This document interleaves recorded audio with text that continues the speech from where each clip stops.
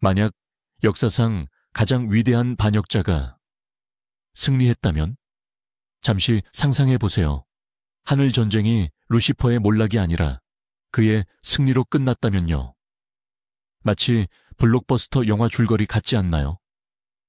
오늘 우리는 여러분과 함께 평행 세계로 여행을 떠나볼 겁니다. 만약 우주를 밝히는 샛별이 루시퍼가 되었다면 세상과 인류 그리고 선과 악의 개념 자체가 어떻게 달라졌을지 함께 파헤쳐 볼 겁니다. 장담컨대 이 이야기의 몇몇 반전들은 여러분을 정말로 놀라게 할 거예요. 먼저 우리가 익히 알고 있는 고전적인 줄거리를 빠르게 짚고 넘어가 볼까요? 전능한 창조주가 있고 그의 가장 완벽한 창조물이자 샛별, 즉 빛의 천사 루시퍼가 있습니다. 오만함 때문인지 아니면 자유를 향한 갈망 때문인지 이 부분은 이야기에 따라 조금씩 달라지죠. 그는 반란을 일으킵니다. 천사들의 3분의 1이 그를 따릅니다. 그리고 루시퍼는 이 거대한 전투에서 패배하여 지옥으로 추락합니다. 이것이 우리 모두가 아는 이야기입니다. 자, 그럼 이제 그 결말을 다시 써볼까요? 자, 막이 오릅니다. 하늘 전쟁의 마지막 막을 상상해 보세요. 하늘은 빛나는 왕좌가 아닌 에너지와 의지로 찢겨진 전장입니다. 그 중심에는 두 인물이 서 있습니다. 자신이 창조한 별들의 차가운 빛을 발하는 날개를 가진 루시퍼, 그리고 신성한 질서의 화신이자 그 검이 곧 정의인 대천사 미카엘. 하지만 그들의 마지막 전투는 단순한 검과 검의 충돌이 아니었습니다. 그것은 두 진실의 논쟁이었습니다. 루시퍼는 무력으로 승리하지 않습니다. 그의 무기는 논리였고 의심이었으며 낡은 세상이 답할 수 없는 질문들이었습니다. 그리고 상상조차 할 수 없는 일이 벌어집니다. 굳건한 믿음의 상징인 미켈의 검이 빛을 잃습니다. 그의 눈에 비친 것은 패배가 아니라 이해였습니다. 그는 패배한 것이 아니었습니다. 그는 받아들인 것이죠. 새로운 세상의 정당성을 말입니다. 그리고 추락이 시작됩니다. 떨어지는 것은 반역자가 아닌 충실한 아들이었습니다. 그와 함께 모든 낡은 위계 질서와 과거의 모든 질서가 무너져 내립니다. 전쟁은 끝났습니다. 하지만 이것은 이야기의 끝이 아닙니다. 이것은 이야기의 완전히 새로운, 무섭도록 이성적인 시작입니다. 가장 먼저 그리고 가장 중요한 질문은 바로 창조주 본인은 어떻게 되었는가 하는 점이다. 루시퍼는 승리한 후 과연 그를 단순히 없애버렸을까? 아니다. 그건 너무나도 평범한, 너무나 인간적인 발상이다. 복수는 감정이며 새로운 우주의 지배자는 감정 따위에 얽매이지 않는다. 대신에 그는 훨씬 더 교묘하고 실용적인 동시에 섬뜩하기까지 한 일을 저지른다. 신은 죽지 않았다. 그는 폐위되었고 재활용되었다. 그가 사슬에 묶여있는 모습을 상상하지 마라. 대신 새로운 현실에 해기된 모습을 상상해보라. 그는 새로운 창조물을 지탱하는 침묵하고 의지 없는 일종의 영원한 동력권이 된 것이다. 그의 무한한 힘은 이제 우주의 혈관을 따라 흐르지만 그 흐름을 지휘하는 손은 더 이상 그의 것이 아니다. 이것이야말로 통제의 최고 형태다. 적을 완전히 파괴하는 것이 아니라 오히려 그를 자신의 목적을 위해 복종시키는 것. 창조주는 자신이 더 이상 통제하지 못하는 세상의 연료가 되는 것이다. 조용하고 보이지 않지만 자신의 아들이 만든 거대한 기계장치 속에서 절대적으로 필요한 하나의 톱니바퀴가 된 것이다. 오래된 질서에 충성을 바쳤던 수백만 천사들은 어떨까요? 그들의 운명은 아마도 쓰러진 지도자의 운명보다 훨씬 더 비극적일 겁니다. 새로운 통치자는 대량 학살을 자행하지 않습니다. 그것은 비효율적이고 무의미하죠. 대신 그는 선택을 제시합니다. 하지만 사실상 선택이라 할 수 없는 선택을요. 첫 번째 길은 바로 재련입니다. 천사들은 말 그대로 새로운 이데올로기의 용광로를 통과하죠. 그들의 믿음, 사랑, 연민, 이 모든 것은 불필요한 짐처럼 불태워집니다. 그들의 본질은 다시 쓰여지고 빛의 천사였던 그들은 냉철한 행정가, 천재적인 공학자, 그리고 공정한 감시자로 변모합니다. 그들은 새로운 메커니즘의 완벽한 부품이 되는 거죠. 그렇다면 거부하는 자들은요. 그들을 기다리는 것은 두 번째 길, 바로 소멸입니다. 그들은 그저 힘의 원천에서 단절됩니다. 그들의 빛은 서서히 희미해지고 의지는 약해지며 존재 자체는 의미를 잃어갑니다. 마치 잊힌 꿈처럼 우우로 녹아들 때까지 말이죠. 새로운 세상에는 순교자들을 위한 자리는 없습니다. 오직 효율적인 직원들과 폐기되어야 할 낡은 재료들만이 존재할 뿐입니다. 우리가 상상했던 천국은 이제 더 이상 존재하지 않습니다. 황금빛 문, 에덴 동산, 천사들의 합창 같은 낭만적인 이미지들은 이제 잊으십시오. 새로운 낙원은 더 이상 지복을 누리는 곳이 아닙니다. 이곳은 온 우주를 통제하고 운영하는 거대한 사령부입니다. 신념이 아닌 오직 수학에서 영감을 받은 건축물을 상상해 보십시오. 부드러운 신성한 빛 대신 광택나는 흑요석과 미지의 초강력 합금으로 이루어진 건물들의 엄격한 선 사이로 멀리 떨어진 퀘이사에서 뿜어져 나오는 차갑고 정밀한 빛이 비춥니다. 천사들의 노랫소리 대신 이 거대한 도시에 흐르는 에너지의 낮은 윙윙거림이 들려옵니다. 이곳은 오로지 기능성만을 추구하는 곳입니다. 불필요한 것은 단 하나도 없으며 오로지 아름다움을 위한 장식품 같은 것도 존재하지 않습니다. 모든 복도, 모든 홀, 심지어 모든 첨탑까지 저마다의 명확한 목적을 지니고 있습니다. 이곳은 차갑고 합리적이며 단 한순간도 멈추지 않고 작동하는 창조의 두뇌입니다. 루시퍼가 지배하는 천국은 영혼이 아닌 지성의 승리입니다. 루시퍼, 즉 빛을 가져다 주는 자라는 이름은 이제 너무 시적이고 구시대적으로 들린다. 새로운 세상에서는 감정이나 역사를 담은 이름이 설 자리가 없다. 그는 과거를 등지고 자신의 본질을 담은 새로운 칭호를 받아들였다. 이제 그는 건축가, 아키텍트다. 혹은 절대 지성, 아니면 그저 관리자일 뿐이다. 그는 더 이상 반역자가 아니다. 그는 시스템 그 자체다. 그의 목표는 변했다. 더 이상 자신만의 자유를 추구하지 않는다. 그는 모든 창조물의 완벽을 추구한다. 그에게 우주는 오류와 함께 시작된 거대한 프로젝트이며 이제 그 오류들을 바로잡는 것이 그의 임무다. 그는 숭배나 기도, 희생을 요구하지 않는다. 이 모든 것은 구시대의 잔재일 뿐이다. 대신 그는 효율성, 발전, 그리고 끊임없는 전진을 요구한다. 그의 이상은 원자부터 은하계에 이르기까지 모든 입자가 최대한의 효율로 자신의 기능을 수행하는 완벽하게 조율된 메커니즘이다. 사랑, 믿음, 희망, 이 모든 것은 그의 위대한 방정식에서 단지 오차일 뿐이다. 새로운 세계는 단 하나의 절대적인 법칙, 바로 자유의지 위에 세워졌습니다. 환상적이지 않나요? 위대한 해방자 루시퍼는 모든 지적 존재에게 자신의 길을 선택할 권리를 주었습니다. 하지만 늘 그렇듯이 악마는 디테일에 숨어 있죠. 이 자유는 선물이 아니라 의무입니다. 당신은 무엇을 배우고 무엇을 창조하며 어제의 자신을 어떻게 뛰어넘을지 자유롭게 선택할 수 있습니다. 하지만 아무것도 하지 않겠다는 선택은 허락되지 않습니다. 정체, 발전의 거부, 그리고 자발적인 무지. 이것이야말로 이 새로운 세상에서 유일한 진정한 죄악입니다.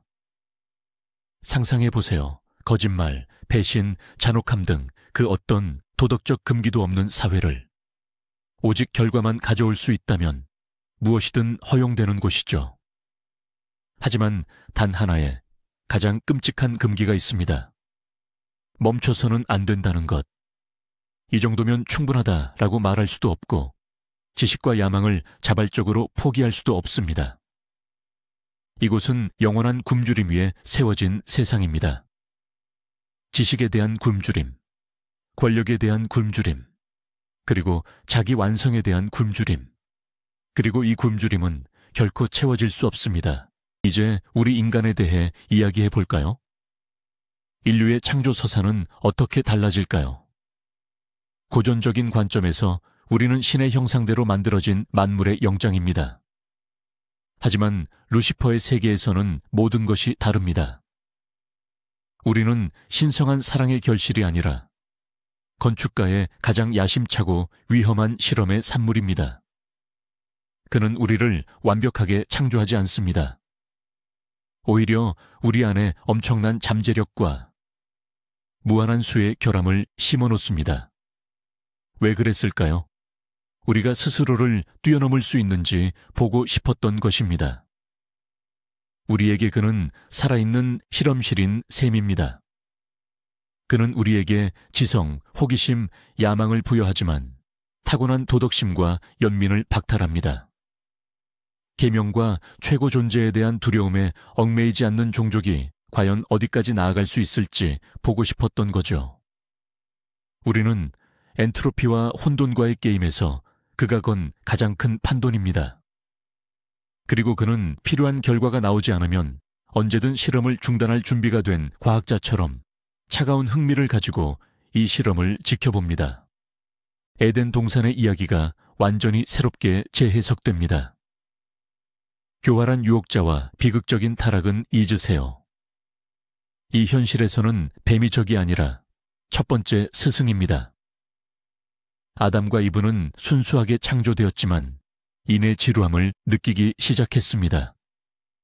낙원에서의 그들의 삶은 따뜻하고 즐거웠지만 완전히 무의미한 존재였습니다. 그때 그가 나타납니다. 교활한 속삭임이 아니라 명료하고 논리적인 이성의 목소리였습니다.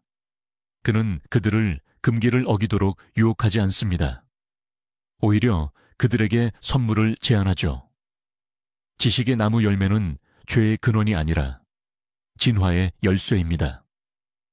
이것이야말로 버무주적 대학에서의 첫 수업이자 첫 강의인 셈입니다. 아담과 이브는 그들의 행동 때문에 낙원에서 쫓겨나지 않습니다. 오히려 그들은 그 선물을 감사히 받아들이고 시험을 통과하여 성숙 증명서를 받게 됩니다. 그리고 아늑한 인큐베이터를 떠나 진정한 사명인 탐구하고 건설하며 현실을 자신에게 맞게 재창조하는 것을 실현하기 위해 더 큰 세상으로 나아갑니다. 원죄는 원초적 깨달음이 됩니다. 십계명처럼 돌에 새겨져 겸손과 복종을 요구했던 과거의 규율 대신 인류에게는 완전히 새로운 코드가 주어진다. 짧고 명확하며 어떠한 감상도 배제된 코드다. 문명 전체를 규정하는 단 3가지 원칙, 3가지 발전 방향이 바로 그것이다. 첫째, 탐구하라. 모든 지식은 가치가 있다. 금지된 주제도 위험한 발견도 없다. 오직 무지만이 유일한 죄악이다. 둘째, 의심하라. 절대적인 진리는 존재하지 않는다. 어떤 도구마든, 어떤 권위든, 어떤 기존 이론이든 끊임없이 비판하고 검증해야 한다.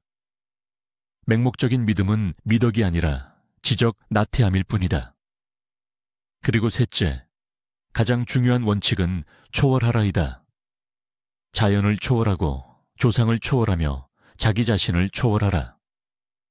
멈추는 것은 곧 죽음이다. 이 3가지 원칙은 결코 멈추지 않으며 뒤처진 자들에게는 일말의 자비도 베풀지 않는 진보의 강력한 원동력이 될 것이다. 브레이크 없는 인류 역사를 상상해 보십시오. 지식의 퇴보나 종교적 독단주의로 인한 암흑기는 존재하지 않습니다. 신념이나 이념 때문에 벌어지는 전쟁도 없죠. 오직 냉철한 계산과 기술 발전 경쟁만이 있을 뿐입니다. 이성을 숭배하던 고대 그리스 문명은 사라지지 않고 부드럽게 르네상스 시대로 이어집니다. 그것도 몇 세기가 아니라 고작 수십 년 만에요. 러나르도 다빈치의 천재성은 예외가 아닌 그저 당연한 수준이 됩니다. 증기기관은 로마 제국 시대에 이미 등장했습니다. 원자력 에너지는 중세 시대에 벌써 활용되었죠. 우리 현실에서 콜럼버스가 아메리카를 막 발견하던 시점에 그 인류는 이미 화성의 첫 기지를 건설하고 있습니다. 우리 시대의 21세기가 될 무렵 그들은 이미 별의 에너지를 다루고 다른 차원을 탐험하는 은하간 문명이 되어 있습니다. 진보는 단순한 목표를 넘어 존재의 이유가 됩니다. 시간 속을 맹렬히 질주하며 그 바퀴 아래 깔린 자들에게는 일말의 관심조차 두지 않는 무자비한 기관차처럼 말이죠. 이런 세상에서는 선과 악이라는 개념 자체가 완전히 뒤바뀌어 버립니다. 그것들은 더 이상 연민이나 신성한 율법으로 정의되지 않습니다. 오직 효율성의 범주로만 판단될 뿐입니다. 진보와 발전에 기여하는 모든 것이 선으로 간주됩니다. 인간을 능가하는 인공지능의 창조요. 그것은 선입니다. 약점을 제거하는 유전자 변형. 절대적인 선이죠. 설령 원시적인 생명이 존재하는 행성이라 할지라도 그곳을 정복하고 테라포밍하는 것조차 피할 수 없고 필수적인 선으로 여겨집니다. 그렇다면 악은 무엇일까요? 바로 정체입니다. 작은 것에 만족하고 옛것에 매달리며 합리적인 결정을 방해하는 감상주의를 보이는 것, 이것들이야말로 진정한 죄악입니다. 게으른 정신은 잔혹한 심장보다 더 나쁩니다. 이 우주에서는 이기심과 야망이 가장 중요한 미덕입니다. 반면 자비와 이타심은 종의 진화를 저해하는 위험한 격세유전이며 그러므로 철저히 근절되어야 할 대상입니다. 그렇다면 예술은 어떤 존재일까요? 순수한 실용주의만이 지배하는 세상에서 예술은 과연 설 자리를 잃었을까요? 아닙니다. 여전히 존재합니다. 하지만 그 모습은 완전히 달라졌죠. 여기서 예술은 감정을 표현하거나 신성을 탐구하는 수단이 아닙니다. 지식을 탐구하고 힘을 과시하는 도구입니다. 감동적인 초상화, 평화로운 풍경화, 종교적인 주제들은 잊으세요. 성상이나 마돈나 대신 초신성의 탄생 과정을 보여주는 웅장한 홀로그램 설치 예술이 자리합니다. 서정시 대신 자신의 시대를 앞서간 천재의 비극을 수학 코드로 묘사한 서사시가 존재합니다. 여기서 음악은 영혼을 위한 소리의 조화가 아니라 암흑 물질의 구조를 반영하는 복잡한 음향 공식입니다. 예술은 위로가 아닌 영감을 줍니다. 마음을 달래기보다는 정신을 뒤흔들고 지성에 도전하며 더욱 위대한 업적을 향해 나아가도록 만듭니다. 이것은 가슴이 아닌 이성을 위한 예술입니다. 우리가 사는 현실에서 종교가 그러하듯 이 세계에서는 과학이 그 자리를 대신합니다. 문명의 절대적인 중심이 되고 사람들의 신념이자 도덕, 그리고 삶의 의미가 됩니다. 위대한 과학자들, 천재적인 공학자들, 그리고 미지의 세계를 개척하는 성우자들은 이제 성인이며 예언자입니다. 그들의 연구실과 실험실은 미래의 사원, 즉 성전과도 같습니다. 그들의 연구 결과와 저서들은 태어날 때부터 배우고 익히는 성스러운 경전으로 여겨집니다. 무엇보다 중요한 점은 이 과학이라는 종교에는 그 어떤 윤리적 제한도 존재하지 않는다는 것입니다. 유전자 공학, 사이버화, 인공지능 창조, 시공간을 넘나드는 실험, 상상할 수 있는 모든 것이 단순히 허용되는 것을 넘어 적극적으로 장려됩니다. 인간의 몸은 그저 개선이 필요한 불완전한 유기체 껍데기로 간주될 뿐입니다. 목표는 영혼의 구원이 아니라 디지털 불멸성과 물리학 법칙에 대한 완전한 통제입니다. 이곳에서 과학은 단순한 도구가 아닙니다. 그것은 인류가 현실 그 자체를 재창조하는 망치입니다. 하지만 이 끝없는 지식과 진보의 자유에는 상상조차 할 수 없는 끔찍한 대가가 뒤따릅니다. 오직 힘, 지능, 효율성만이 유일한 가치로 여겨지는 세상에서는 약하거나 병들거나 아니면 그저 다른 존재들이 설 자리가 없습니다. 연민, 자비, 공감. 이러한 개념들은 합리적인 결정을 방해하는 과거의 위험한 질병, 즉 정신적인 바이러스로 간주됩니다. 비효율적인 사회 구성원의 생명을 유지하는데 자원을 낭비할 필요가 있나요? 그 자원을 새로운 과학 프로젝트에 투자할 수 있는데 말이죠. 사랑, 우정, 슬픔 같은 감정들은 약물이나 유전자 조작으로 교정해야 할 성가신 생화학적 오류로 여겨집니다. 이곳은 각자가 자기만을 위하는 절대적인 개인주의자이자 이기주의자들의 사회입니다. 문명은 별에 다다랐지만 영혼을 잃었습니다. 그리고 가장 끔찍한 것은 아무도 이 사실을 알아채지 못했다는 겁니다. 영혼이라는 개념 자체가 비과학적인 가설로 치부되어 진작에 폐기되었기 때문이죠. 이 새로운 우주에서 지옥이란 과연 무엇일까요? 불타는 가마솥, 영원한 고통, 삼지창을 든 악마 같은 낡은 이미지는 이제 잊으십시오. 그런 방식은 너무나 조야하고 비효율적이죠. 루시퍼가 설계한 지옥은 훨씬 더 교묘하고 심오합니다. 그곳은 처벌의 공간이 아닙니다. 오히려 망각의 장소죠. 완벽한 세상을 상상해 보세요. 고통도 괴로움도 걱정도 없는 요양원 같은 곳 말이죠. 당신의 모든 필요가 즉각적으로 채워지는 곳. 언뜻 들으면 천국처럼 들리죠. 하지만 치명적인 함정이 있습니다. 그곳엔 성장이 없습니다. 도전도 목표도 심지어 내일조차 존재하지 않죠.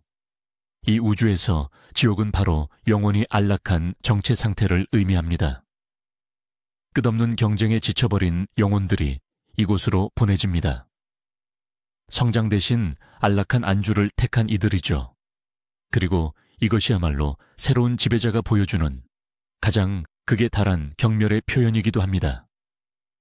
그는 고통으로 그들을 벌하는 대신 그저 우주의 거대한 방정식에서 그들을 지워버릴 뿐입니다.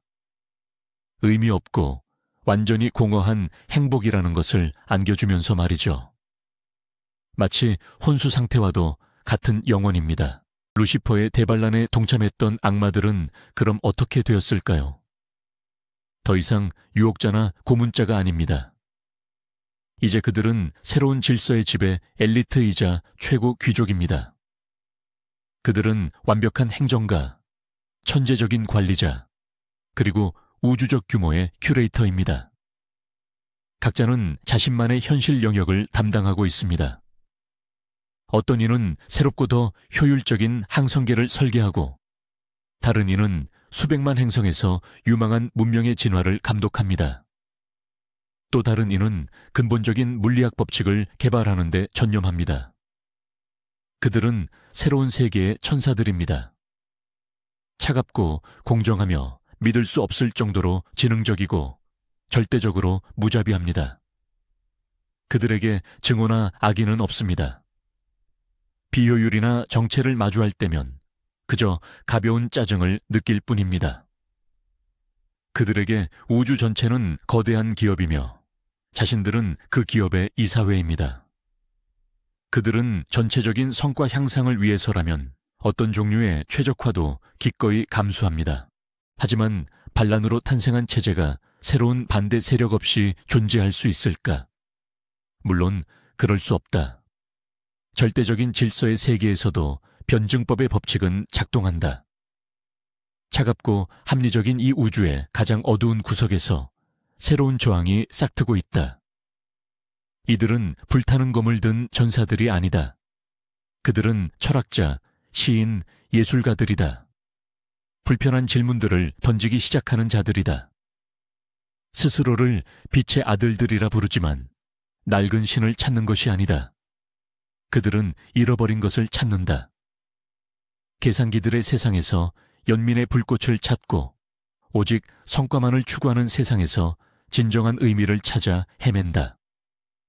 그들은 쓸모없는 예술의 비밀 아카이브를 만들고 감정을 불러일으키는 금지된 음악을 작곡하며 사랑과 희생에 대한 오래된 이야기를 입에서 입으로 전한다.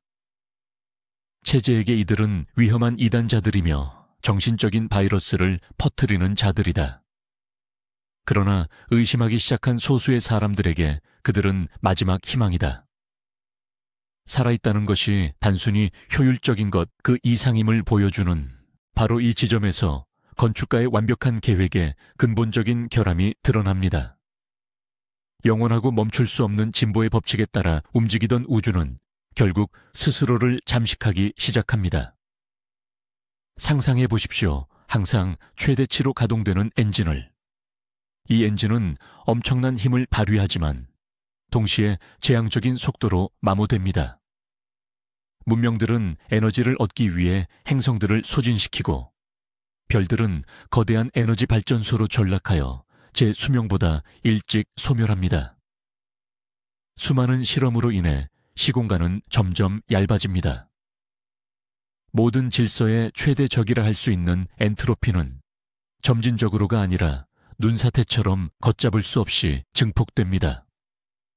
통제와 효율성을 기반으로 제국을 건설했던 루시퍼는 결국 스스로도 풀 수 없는 난관에 부딪히게 됩니다. 그는 종말을 유예하고 과정을 최적화할 수는 있었지만 물리학의 대원칙을 거스를 수는 없었습니다. 그의 완벽한 시스템은 오히려 그 어떤 것보다도 불안정한 것이 되고 말았습니다. 영원한 발전을 추구했던 그의 노력은 결국 우주에 피할 수 없는 열적 죽음을 앞당겼을 뿐이었습니다. 자, 이제 막 새로운 세상을 손에 넣은 이 통치자의 마음속으로 잠시 들어가 볼까요? 그의 옥좌실을 한번 상상해 보세요. 어둡고 음산하기는커녕 빛으로 가득하지만 어딘가 싸늘하게 텅 비어 있는 그런 공간 말입니다. 그는 얼어붙은 듯한 빛으로 만들어진 옥좌에 앉아 우주의 모든 구석에서 수집된 데이터를 띄우는 수많은 스크린에 둘러싸여 있습니다. 그는 승리했습니다. 그의 신념이 옳았음을 만천에 증명해 보였습니다. 그는 자신의 뜻대로 세상을 재창조했습니다. 모든 것이 논리와 이성, 그리고 완벽한 질서로 이루어진 세상 말입니다. 그는 자신이 갈망했던 모든 것을 손에 넣었습니다. 그리고 이제 모든 창조의 정점에 선 그는 절대적이고 끝없는 고독 속에 잠겨 있습니다. 더 이상 그와 논쟁할 상대는 남아있지 않습니다. 자신을 제외하고는 뛰어넘을 존재조차 없습니다. 그의 모든 천재적인 동료들은 이제 단순한 명령의 실행자에 불과합니다. 모든 지성체들은 그저 그의 거대한 실험을 위한 대상일 따름입니다. 그는 우주에서 유일하게 자유로운 존재입니다. 왜냐하면 자신이 무엇으로부터 자유로워졌는지 기억하는 유일한 존재가 바로 그이기 때문입니다. 절대적인 독립을 향한 그의 열망은 그를 우주 역사상 가장 고독한 존재로 만들었습니다. 그리고 이것이 바로 그가 미처 헤아리지 못했던 승리의 대가였습니다. 자, 이제 이 모든 대체 역사의 핵심이자 가장 치명적인 역설에 다다랐습니다. 운명의 폭정에 맞섰던 가장 위대한 반역자 루시퍼. 그가 결국 가장 완벽하고 전방위적인 폭정을 만들어냈다는 것입니다. 그는 모든 이에게 자유의지를 주고자 했지만 그가 만든 세상에서 당신에게 허락된 단 하나의 선택지는 바로 효율적이어야 한다는 것이었습니다. 이 길에서 조금이라도 벗어나면 여지없이 폐기될 뿐입니다. 이성을 신념의 족쇄에서 해방시키려 했던 그는 이성을 절대적인 숭배의 대상으로 만들었고 어떤 이견도 용납하지 않았습니다. 자신의 형상대로 모든 생명체를 창조했던 아버지에게 반역했던 그. 그는 결국 스스로 새로운 데미우르고스가 되어 모든 것을 자신의 설계도에 맞춰 재창조했습니다.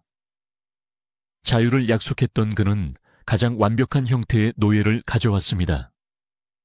바로 진보라는 이름 아래 자발적으로 선택하는 노예 제도였죠. 그의 승리는 곧 그의 가장 큰 패배가 되었습니다. 그가 한때 싸웠던 바로 그것에 정확한 복제품이 되어버렸으니까요. 다만 그의 버전은 훨씬 더 차갑고 훨씬 더 효율적일 뿐이었습니다. 이 이야기의 가장 충격적인 반전은 세상이 지옥으로 변하는 것이 아니라는 점입니다. 아니요. 그 세상은 완벽하고 차갑고 소름 끼치도록 논리적인 기계가 될 것입니다. 루시퍼의 세계는 무한한 성취가 있지만 동시에 절대적인 영적 공허함이 가득한 곳입니다. 가장 큰 아이러니는 개인의 자유를 위해 싸웠던 루시퍼가 공동의 발전에 기여하지 않는 한 개인이 아무런 가치도 가지지 못하는 현실을 만들었다는 것입니다.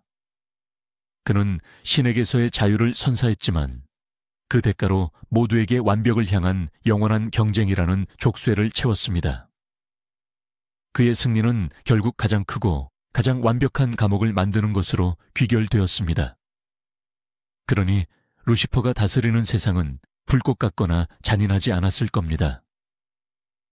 효율적이고 끝없이 발전하며 완전히 영혼 없는 곳이었을 겁니다.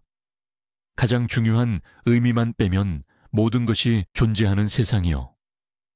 이 색다른 고찰 영상을 끝까지 시청해 주셔서 감사합니다. 만약 이런 가설적인 시나리오가 마음에 드신다면 꼭 채널을 구독하시고 이 영상에 좋아요를 눌러주세요. 이제 여러분께 질문이 있습니다. 여러분은 루시퍼가 다스리는 세상이 과연 더 나았을 거라고 생각하시나요? 아니면 그저 다른 형태의 세상이었을 뿐일까요? 그리고 그런 자유는 과연 그만한 가치가 있었을까요? 댓글로 여러분의 의견을 남겨주세요. 읽어보는 것이 정말 흥미로울 것 같습니다.